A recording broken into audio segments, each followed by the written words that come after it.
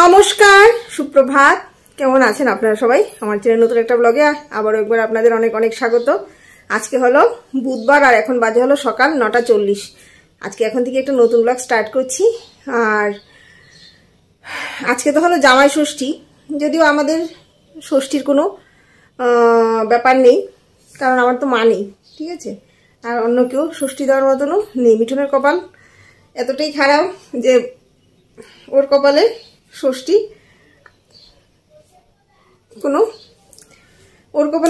জুটেনি, কারণ গত বছরই তো আমাদের প্রথম বছর ছিল। তো যেহেতু মা নেই, ষষ্ঠী কে দেবে?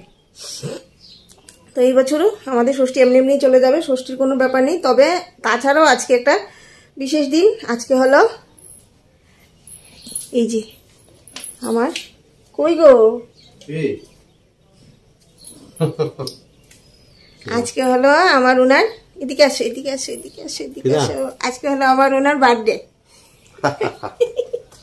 Happy birthday. তো বার্থডে বয় জামা কাপড় কিছুই পরেনি, গরম বেশি, ঠিক আছে। তো আজকে আমার ওনার জন্মদিন, তো তার জন্য আমাদের জন্য আজকে ষষ্ঠী স্পেশাল না হলেও তাও আজকের দিনটা একটু একটু স্পেশাল, ঠিক আছে। তো ঘুম থেকে উঠে পড়েছি অনেকক্ষণ আগে, 8টায় উঠেছি, কারণ তাড়াতাড়ি ঘুমিয়ে পড়েছিলাম কালকে, তাড়াতাড়ি উঠেও গেছি। আর উঠে রান্নাবান্নাও চাপিয়ে দিয়েছি, একটু একটু করেও নিয়েছি। ব্রেকফাস্টের এখনো আয়োজন হয়নি, ব্রেকফাস্ট কিছু করিনি। ভাবছি এই যে সেদিনকে আমার দেওয়ার আসার সময় আপেল আর বেদানা নিয়ে এসেছিল, তো আপেল কাটবো, আম কাটবো, ষষ্ঠীর দিন যা যা খাওয়া হয়। তাছাড়াও ঘরে কাঁঠালও আছে, কাঁঠালটা গতকালকে ভেঙে টিফিন বক্সে ভরে ফ্রিজে রেখে দিয়েছি। তো আম, কাঁঠাল, আপেল সব মানে ষষ্ঠীর দিন যা যা খেতে হয় সবই ঘরে আছে, আনারসটা নেই। তো ওই দিয়ে ব্রেকফাস্ট হবে, আম কাটবো, আপেল কাটবো, আর যদি কাঁঠালটা একটু খাই তো খাবো, না হলে খাবো না। রান্নাবান্না কি করব বলে দিই।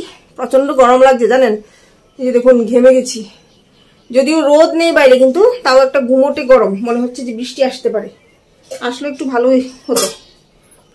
এই যে ভাত হয়ে আসছে, কারণ যতই বার্থডে হোক আর যাই হোক, ও তো আর বাচ্চা ছেলে না, ওকে তো কাজে বেরোতে হবে, ওকে ওর কাজে বেরোতে হবে, যার জন্য তাড়াতাড়ি করে রান্না বসিয়েছি। এখানে ভেন্ডি আলু পেঁয়াজ দিয়ে ভাজা করেছি, আর করেছিল করলা ভাজা।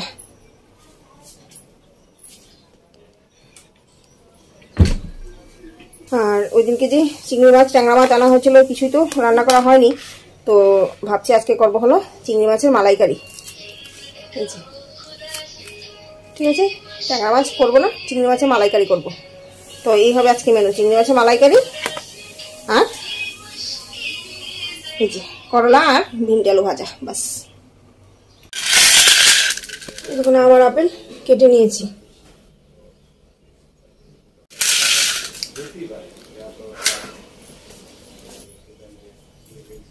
ব্রেকফাস্ট করি, কারণ তারপর আবার বিপি ওষুধটাও খেতে হবে।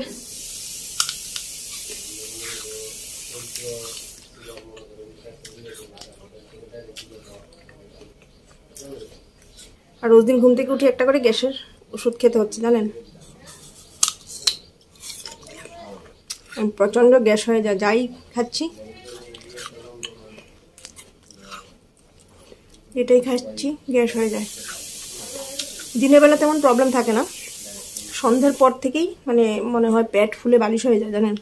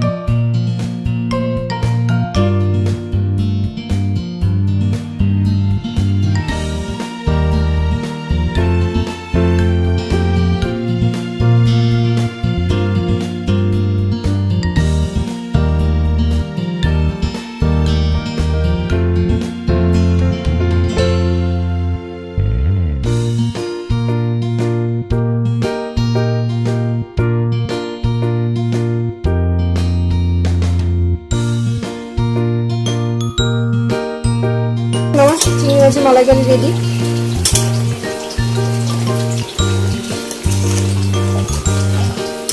এবার ঘি দিয়ে নামিয়ে নেব।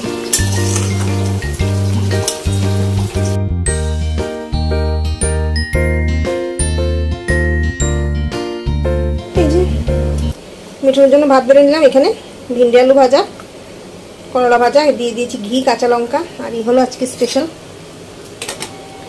চিংড়ি মাছ। ভাজাটা খাওয়া হয়ে গেলে তারপর চিংড়ি মাছটা দেবো।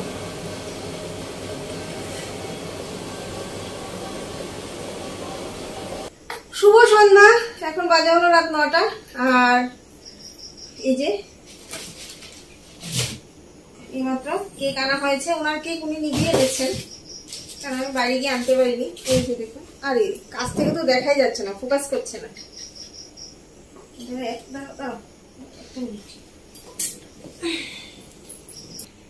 এই যে ওনার কেক, ছোট একটা কেক আনা হয়েছে।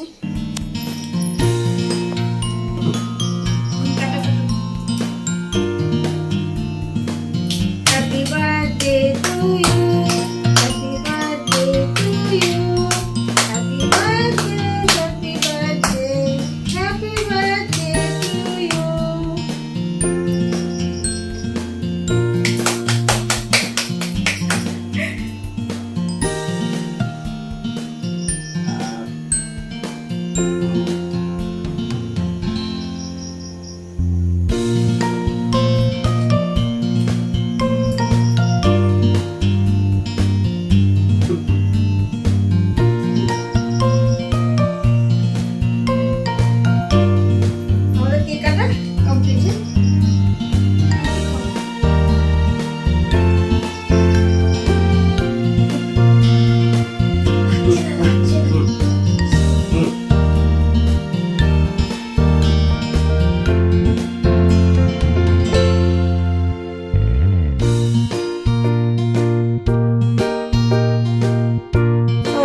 খাবার এই যে বাজার থেকে আনা হয়েছে।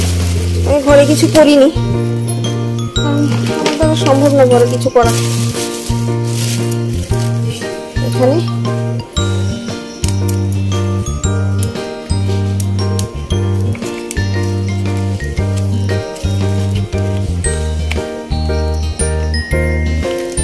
দেখুন, এখানে আছে মটন কারি, আর এই যে দেখুন হলো ফ্রাইড রাইস।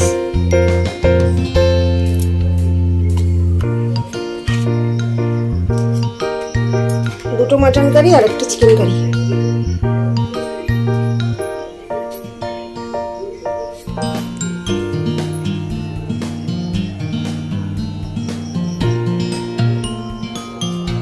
বেড়ে নেবো। হ্যাঁ, 3 ভাগে বেড়ে নিয়েছি।